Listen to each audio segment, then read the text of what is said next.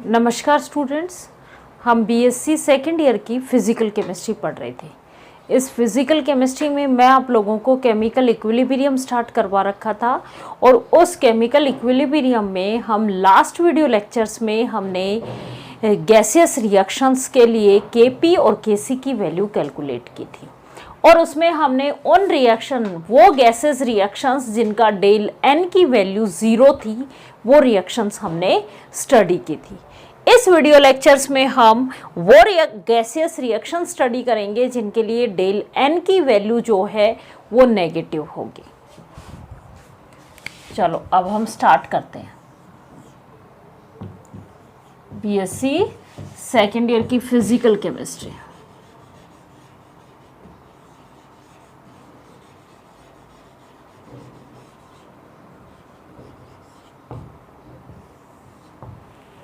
ये आपका chemical equilibrium ऐसा टॉपिक है जिसमें जैम आईआईटी से में भी बहुत सारे क्वेश्चंस आते हैं इस टॉपिक से रिलेटेड, इसलिए आप इस टॉपिक को अच्छे से पढ़िए। देखो,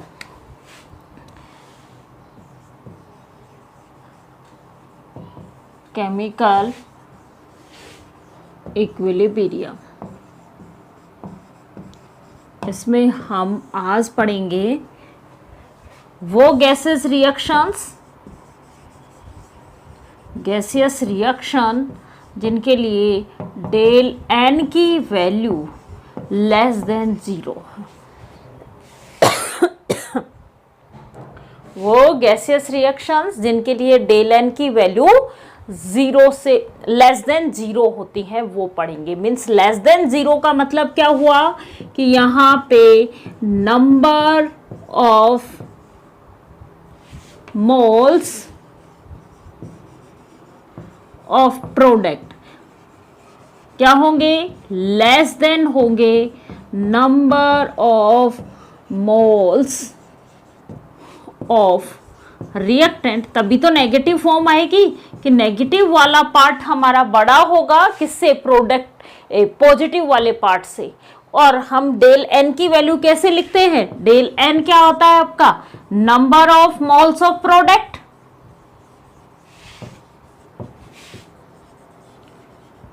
minus number of moles of reactant, ये लिखते हैं। अब डेल एन की वैल्यू नेगेटिव मीन्स 0 से लेस देन कब होगी, जब रिएक्टेंट के नंबर ऑफ मोल्स ज्यादा है किसके कंपैरिजन में, प्रोडक्ट के नंबर ऑफ मोल्स से। तो हम इसमें वो सारी रिएक्शन स्टडी करेंगे जिसमें प्रोडक्ट के नंबर ऑफ मोल्स कम है और रिएक्टेंट के नंबर ऑफ मोल्स ज्यादा है। अब जब डेल एन की वैल्यू कुछ है तो यहाँ पे केपी और केसी की वैल्यू भी इक्वल नहीं होगी, क्योंकि हमने एक रिलेशनशिप देखा था, केपी इक्वल टू होता है केसी आरटी की पावर डेल एन। अब देखो, इन रिएक्शंस के लिए केपी की वैल्यू ज्यादा होगी या केसी की वैल्यू ज्यादा होगी। अब देखो, डेल एन की वैल्यू नेगेटिव हुई मीन्स आपके पास ये रिलेशन आएगा क्या, KP equal to KC upon RT की पावर कुछ, जो भी डेल एन की वैल्यू आई मीन्स अपॉन में चला गया। तो मैं ये कह सकती हूं क्या कि केपी की वैल्यू जो है वो किससे लेस देन है, केसी की वैल्यू से लेस देन है। भाई किसी भी चीज की वैल्यू तब मिल रही है जब हम जो वैल्यू थी उसको किसी और से डिवाइड कर रहे हैं, मीन्स डिवाइड कर रहे हैं तो हमें छोटी वैल्यू मिलेगी। तो ये कह सकते हैं कि हम केसी की वैल्यू ग्रेटर होती है यहाँ पे और केपी की वैल्यू लेस होती है, केपी की वैल्यू कम होती है और केसी की वैल्यू ज्यादा होती है। चलो अब हम एक रिएक्शन इन दोनों की वैल्यू निकालेंगे एक रिएक्शन के लिए। सबसे पहले हम फॉर्मेशन ऑफ अमोनिया की बात करते हैं।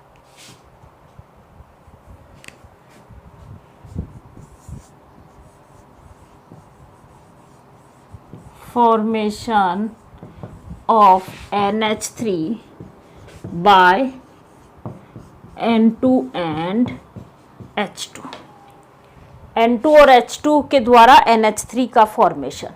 देखो रिएक्शन हमें याद ही है, N2 नाइट्रोजन गैस की फॉर्म में रहेगा, हाइड्रोजन भी गैस की फॉर्म में है, आपस में रिएक्शन करके 2NH3 अमोनिया गैस बनाएंगे।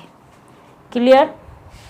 अब देखो रिएक्टेंट के नंबर ऑफ मोल्स कितने हैं, एक नाइट्रोजन का है और 3 हाइड्रोजन के हैं। मीन्स रिएक्टेंट के नंबर ऑफ मोल्स कितने हैं, 4। Number of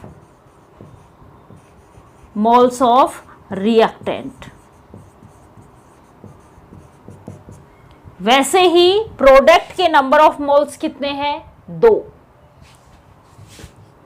number of moles of product कितने हैं, 2।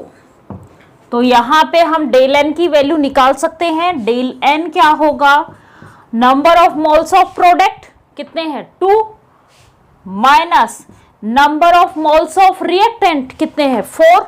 मीन्स यहां पे डेल एन की वैल्यू आ गई -2। अब हम इसके Kc की वैल्यू कैलकुलेट करेंगे। देखो हमने ये माना कि N2 की कंसंट्रेशन इनिशियली जो हमने लिए वो N2 के नंबर ऑफ मोल्स लिए हमने 1 और H2 का नंबर ऑफ मोल्स लिए हमने 3, और इन दोनों गैसेस को V वॉल्यूम के कंटेनर में हमने इसको डाल दिया, मिक्स कर दिया। क्या कहा मैंने, N2 का इनिशियली N2 के 1 नंबर ऑफ मोल्स लिए और H2 के हाइड्रोजन गैस के हम 3 नंबर ऑफ मोल्स लिए, और इन दोनों गैसेस को V वॉल्यूम के कंटेनर, क्लोज कंटेनर में मिक्स कर दिया। क्लियर? तो इनिशियल नंबर ऑफ मोल्स हमारे पास क्या है, 1 और 3।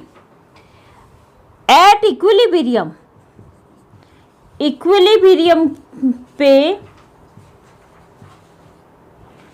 N2 के X पार्टिकल्स या X number of moles, H2 के कितने, जब N2 के X होंगे तो H2 कितना रिएक्शन करेगा, 3X करेगा। भाई एक N2 के साथ H2 कितनी रिएक्शन कर रहे हैं, 3 H2 रिएक्शन कर रहा है। तो यदि हम ये कहें कि N2 जो है वो N2 के X पार्टिकल ने रिएक्शन कर ली, X नंबर ऑफ मोल्स ने रिएक्शन कर ली, मोल्स की फॉर्म में बात कर रहे हैं तो N2 के X नंबर ऑफ मोल्स ने रिएक्शन कर ली, तो H2 के कितने नंबर ऑफ मोल्स ने रिएक्शन कर ली, 3X, और अमोनिया के कितने नंबर ऑफ मोल्स बनेंगे, 2X। भाई एक मॉलिक्यूल N2 का और 3 मॉलिक्यूल H2 के आपस में रिएक्शन करते हैं तो हमारे पास क्या बनते हैं, 2 मॉलिक्यूल NH3 के बनते हैं। इसी रिएक्शंस, इसी स्टाइकियोमेट्रिक इक्वेशंस का यूज करके यदि हमें किसी एक की कंसंट्रेशंस हम निकाल लें तो इक्विलिब्रियम पे बाकी की कंसंट्रेशंस भी हम बता सकते हैं कि कितना चेंजेस आया है। क्लियर? तो यहाँ पे इक्विलिब्रियम पे इसकी कंसंट्रेशंस कितनी बची, X इसने रिएक्शन कर ली तो रिमेनिंग कितनी बची, नंबर ऑफ मोल्स कितने बचे, 1 माइनस X। इसके कितने बचे, 3 माइनस 3X, और इसके कितने बचे, 2X। भाई इनिशियल तो कुछ था ही नहीं, ये तो बनना शुरू हुआ था, तो इसके कितने हुए, 2X। अब हम किसकी वैल्यू लिखें, Kc की वैल्यू लिखें। देखो आप Kc कैसे लिखते हो, आप प्रोडक्ट की कंसंट्रेशंस अपॉन रिएक्टेंट की कंसंट्रेशंस, लेकिन यहाँ तो हमें कंसंट्रेशन मिली नहीं, यहाँ तो हमें नंबर ऑफ मोल्स मिले हैं। हम कौन से वॉल्यूम में रखा इनको, V वॉल्यूम में रखा, और कंसंट्रेशन क्या है, मोल पर लीटर, तो इसको पर वॉल्यूम की फॉर्म में V लीटर में रखा, तो इसको वॉल्यूम की फॉर्म में कंसंट्रेशन की फॉर्म में कन्वर्ट करने के लिए मैं किससे डिवाइड करूंगी, वॉल्यूम से डिवाइड कर दूंगी। क्लियर? तो ये मेरे पास इक्विलिब्रियम पे कंसंट्रेशन आ गई। ये अभी आपको प्रॉब्लम नहीं देगी, न्यूमेरिकल्स में आपको बहुत प्रॉब्लम्स आ जाएंगी, इसलिए समझते हुए चलो। यहाँ हम नंबर ऑफ मोल्स निकाले थे, और यदि नंबर ऑफ मोल्स मिल जाते हैं तो मैं उसकी कंसंट्रेशंस को भी डिफाइन कर सकती हूँ, क्योंकि कंसंट्रेशन क्या होती है, मोल्स पर लीटर। तो जो नंबर ऑफ मोल्स मिले उसको टोटल वॉल्यूम से हमने डिवाइड कर दिया। क्लियर यहां तक? अब केसी क्या होता है आपका, केसी होता है प्रोडक्ट की कंसंट्रेशंस अपॉन रिएक्टेंट की कंसंट्रेशंस। प्रोडक्ट क्या है, NH3 इसका square upon N2 into H2 की क्यूब। रख दो values, Kc equal to NH3 की कंसंट्रेशन क्या है, 2x अपॉन V का स्क्वायर अपॉन इसकी कंसंट्रेशन क्या है, इन दोनों की 1 minus x upon V into 3 minus 3x upon V का क्यूब। इसको थोड़ा सोल्व कर लो।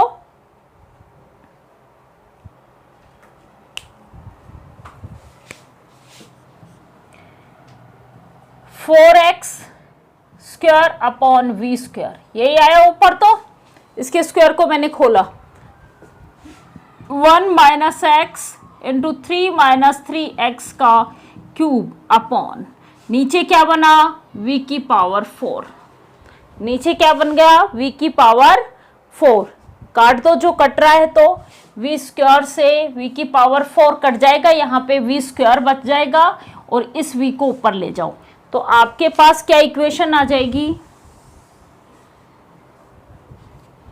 Kc ये इक्वल टू आ जाएगा 4x square v square upon 1 minus x 3 minus 3x की क्यूब। Kc की वैल्यू हमने कैलकुलेट कर ली। अब देखो वहां तो हमारा Kc और Kp इक्वल था, कब, जब डेल एन की वैल्यू 0 थी। लेकिन यहाँ पे तो Kp और Kc की दोनों की वैल्यू अलग अलग है। तो अब हम निकालेंगे इस इक्वेशंस के लिए Kp की वैल्यू प्रेशर की फॉर्म में, इक्विलिब्रियम कांस्टेंट। अब देखो, अब आपको जब प्रेशर की फॉर्म में इक्विलिब्रियम कांस्टेंट निकाल रहे हो तो अब हमारे पास जो प्रेशर होता है वो टोटल प्रेशर होता है, जबकि आप Kp में जो लिखते हो, आप याद करो, ये पार्शियल प्रेशर की फॉर्म में लिखते हो। तो सबसे पहले हम इस प्रेशर से पार्शियल प्रेशर कैलकुलेट करना सीखेंगे। क्लियर? और मैंने कल की क्लास में भी, कल के वीडियो लेक्चर में भी आपको बताया था कि पार्शियल प्रेशर, किसी भी मिक्सचर की बात करें, हम गैसेस के मिक्सचर की बात करें, हमेशा याद रखना पार्शियल प्रेशर किसी पर्टिकुलर उस मिक्सचर में उस गैस का पर्टिकुलर जो प्रेशर है, पार्शियल प्रेशर है, उसकी वैल्यू होगी total pressure into mole fraction. क्या होगा, पार्शियल प्रेशर किसी भी गैस का, ये होता है total pressure into mole fraction. अब टोटल प्रेशर तो हमें निकालना आता है भाई, टोटल प्रेशर जो उसका प्रेशर होगा वो गैसेस मिक्सचर का जो प्रेशर होगा वो टोटल प्रेशर है। क्लियर? अब आते हैं मोल फ्रैक्शन। मोल फ्रैक्शन क्या होते हैं, mole fraction means fraction form में हम कोई चीज को कैलकुलेट कर रहे हैं, और जब भी हम किसी चीज का फ्रैक्शन निकालते हैं तो हम क्या करते हैं, उस पर्टिकुलर उसका कितना पार्ट है और टोटल कितना है, उन दोनों का रेशियो ही क्या कहलाता है, फ्रैक्शन कहलाता है। टोटल में से उसका कितना पार्ट है उसका रेशियो ही क्या कहलाता है, फ्रैक्शन कहलाता है। हम किसका निकाल रहे हैं, मोल का। तो मान लो आपके पास यहां पे उस कंटेनर में N2 भी है, H2 भी है और NH3 भी है। क्लियर? N2 के number of moles 1 minus x है, H2 के number of moles 3 minus 3x है और NH3 के 2x है। तो टोटल नंबर ऑफ मोल्स तो इस कंटेनर में कितने हो गए, 1 minus x plus 3 minus 3x plus 2x। ये तो टोटल नंबर ऑफ मोल्स हो गए उस कंटेनर में, टोटल नंबर ऑफ मोल्स उस कंटेनर में कितने बचे, देखो 3 और 1 के 4 माइनस x और x 4x में से प्लस के 2 चले गए तो माइनस के 2x बचे। इतने मोल नंबर ऑफ मोल्स प्रेजेंट है, 4 माइनस 2x। अब देखो N2 का मोल फ्रैक्शन क्या होगा, मैं इसको हटा देती हूँ, फिर Kp की वैल्यू लिखेंगे, पहले मोल फ्रैक्शन कैलकुलेट करना। देखो N2 के number of moles, mole fraction को हम जाई या x से डिनोट करते हैं। अब जिसका निकालेंगे उसके सब्सक्रिप्शन पे हम लिख देंगे N2 का, निकाल रहे हैं तो N2 लिखेंगे। N2 का मोल फ्रैक्शन क्या होगा, N2 के नंबर ऑफ मोल्स कितने हैं, 1 माइनस एक्स, 1 माइनस एक्स है कितने में, 4 minus 2x means 1 minus x upon 4 minus 2x। भाई उसके खुद के number of moles upon total number of moles, तो पार्शियल प्रेशर N2 निकाल सकते हैं हम, पार्शियल प्रेशर ऑफ N2। यदि उस गैस का मिक्सचर का जो प्रेशर है टोटल वो P है तो क्या होगा, partial pressure 1 minus x mole fraction minus 2x, ये तो मोल फ्रैक्शन हो गया, इनटू में टोटल प्रेशर P, ये गैस का टोटल प्रेशर है। अब ऐसे ही हम किसका निकाल लें, H2 का पार्शियल प्रेशर, तो H2 के number of moles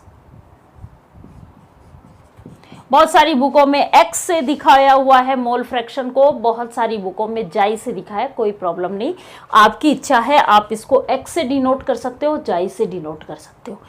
x H2 mole fraction of H2, तो H2 के नंबर ऑफ मोल्स कितने हैं, 3 माइनस 3x अपॉन में टोटल नंबर ऑफ मोल्स क्या है, 4 माइनस 2x। तो पार्शियल प्रेशर निकालना है इसका, PH2 पार्शियल प्रेशर क्या हो गया, नंबर मोल फ्रैक्शन इनटू में total pressure, mole fraction into total pressure. अब हम ऐसे ही किसका निकाल लें, NH3 का निकाल लें, मैं यहां पे NH3 का निकालना बता रही हूं।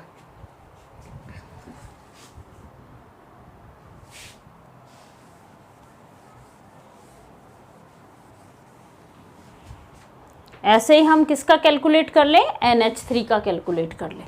देखो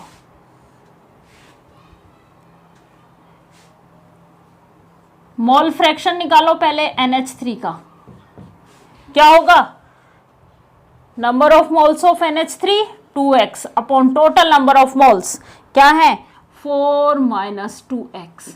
पार्शियल प्रेशर क्या हुआ NH3 का, mole fraction of NH3 into में टोटल प्रेशर। अब देखो हमारे पास पार्शियल प्रेशर आ गए। अब हम प्रेशर की फॉर्म में इक्विलिब्रियम कांस्टेंट लिखते हैं।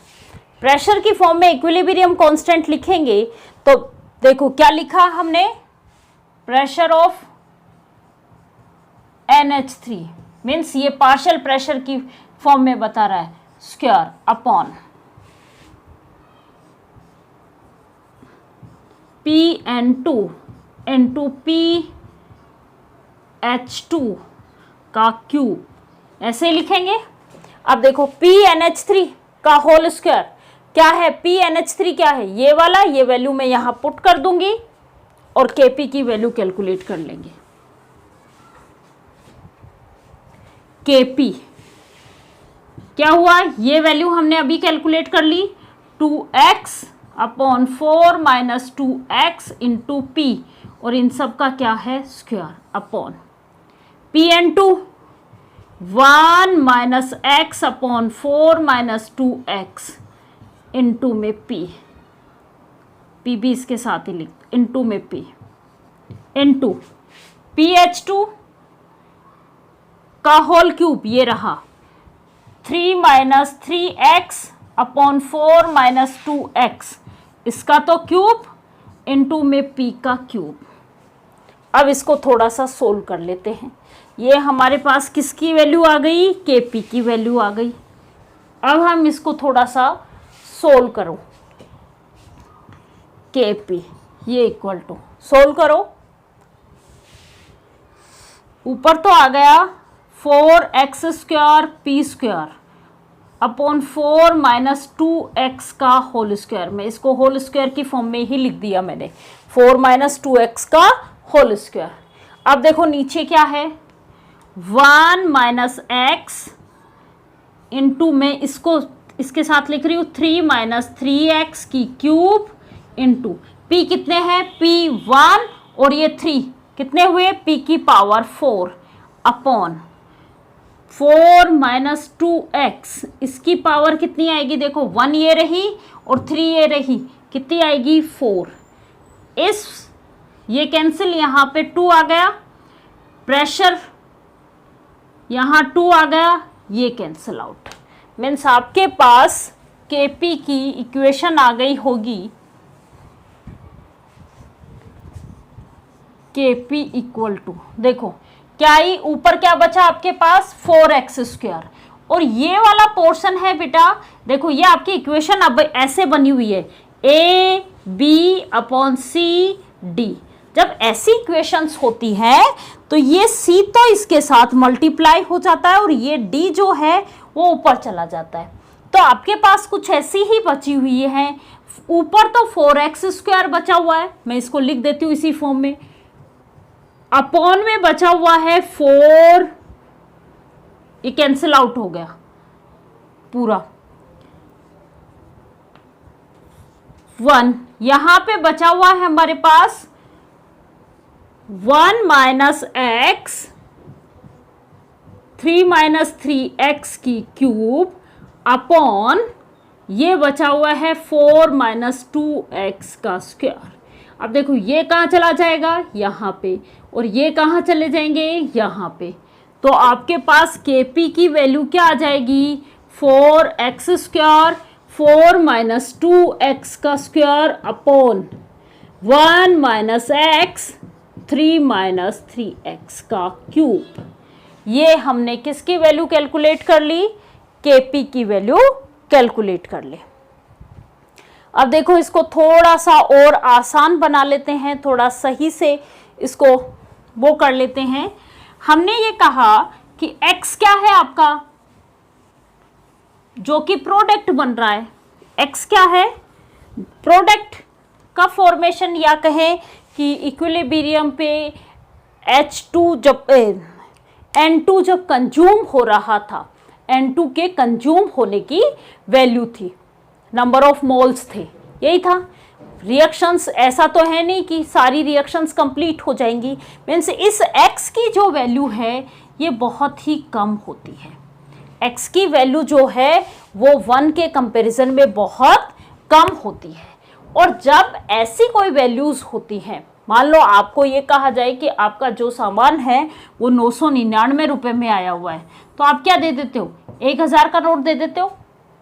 मीन्स जो माइनस की वैल्यू है वो बहुत ही कम है, तो 1000 माइनस 1, ये अप्रोक्सीमेट, ये समझ लो 1000 या के बराबर ही होते हैं, कोई बहुत अंतर नहीं होता।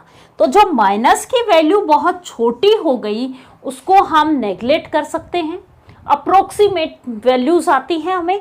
तो मैं ये कह सकती हूँ कि 1 माइनस एक्स ये अप्रोक्सीमेट किसके इक्वल आया, 1 के इक्वल आया। 1 माइनस एक्स ये अप्रोक्सीमेट किसके इक्वल आ गया, 1 के इक्वल आ गया। क्लियर।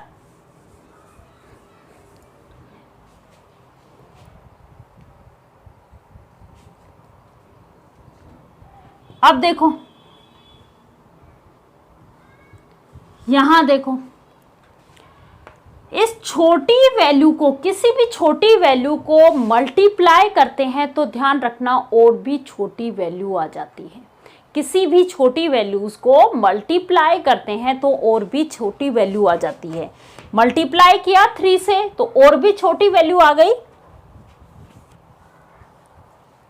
और भी छोटी वैल्यू आ गई। अब देखो छोटी वैल्यू को 3 में से माइनस कर रहे हैं, तो मैं इसको 3 माइनस 3x, इसको अप्रोक्सीमेट 3 के इक्वल लिख सकती हूँ, इसको अप्रोक्सीमेट 3 के इक्वल लिख सकती हूँ। यहाँ पे देखो वही बात कि 4 माइनस 2x, इसको हम अप्रोक्सीमेट लिख सकते हैं 4 के इक्वल। ये थोड़ा सा सोल्व करने के पर्पज से हमने ऐसा किया है कि थोड़ा सा ये इतना कॉम्प्लिकेट नहीं हो, थोड़ा सा ये बहुत बड़ी वैल्यूज़ हैं, इसीलिए हमने कहीं p की वैल्यू छोड़ दी। इसमें आपके पास एक इक्वेशन थी, वहाँ पे यहाँ पे लिखते वक्त हमने यहाँ से इरेज कर दिया और p की वैल्यू p² भी बचेगा, क्योंकि नीचे देखो p4 की फॉर्म में कन्वर्ट हो रहा था, p इसके साथ भी आ रहा था टोटल प्रेशर और यहाँ पे भी p³ आ रहा था। यहाँ पे क्या आ रहा था, केवल और केवल p² आ रहा था।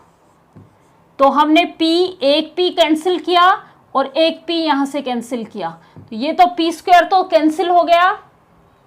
यहाँ पे कितने p बचेंगे नीचे, p², तो यहाँ पे आपका p² भी आएगा। ये हमने यहाँ पे तो लिखा था, लेकिन यहाँ से जब हम यहाँ पे आए स्किप कर गए। ध्यान रखना, आपने यहाँ पे नीचे P4 आ रहा था भाई, mole fraction into total pressure, यही तो था पार्शियल प्रेशर।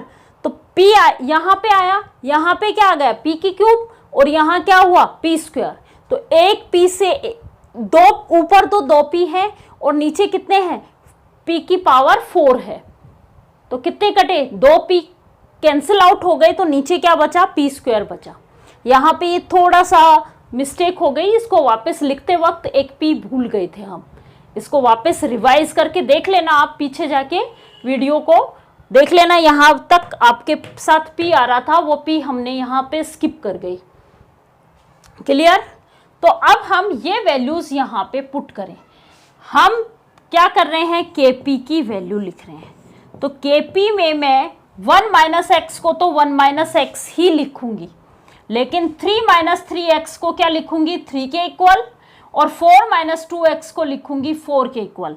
तो मेरे पास वैल्यू क्या आ जाएगी, 4x² इंटू 4², यही आई भाई। ये 4 माइनस 2x, इसको मैं क्या लिखूंगी 4, ये क्या बना 1 माइनस एक्स, इसको हमने एज इट इज ही लिखा क्योंकि बहुत ज़्यादा डिफरेंस, मतलब इसको हम इसीलिए इक्वल 1 के इक्वल नहीं लिख सकते कि इसमें थोड़ा सा वैल्यूज का वेरिएशन हो जाता है।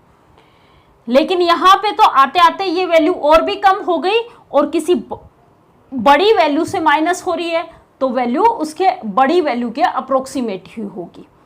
ये सिर्फ समझाने के लिए मैंने ऐसे लिखा है। क्लियर। अब देखो यहाँ पे ये क्या आया, 3 माइनस 3x को मैं किसके इक्वल लिखूं, 3 के इक्वल, तो 3 की क्यूब इनटू में p², वैल्यू क्या बन जाए। अब इसको थोड़ा सा सोल्व कर लो तो आपके पास kp की वैल्यू आ जाएगी। kp ये वैल्यू आ जाएगी 4 और 4 का स्क्वायर 16, 16 4 जा 64, 16 चौक 64, 64 x² अपॉन ये क्या बना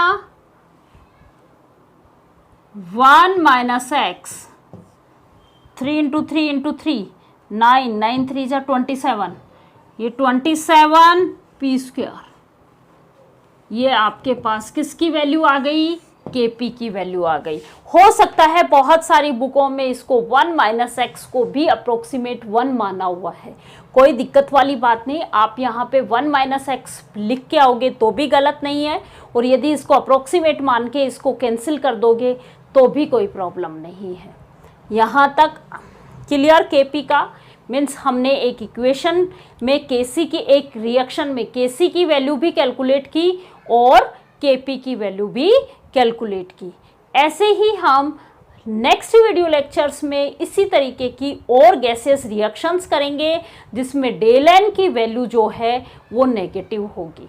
थैंक यू स्टूडेंट्स।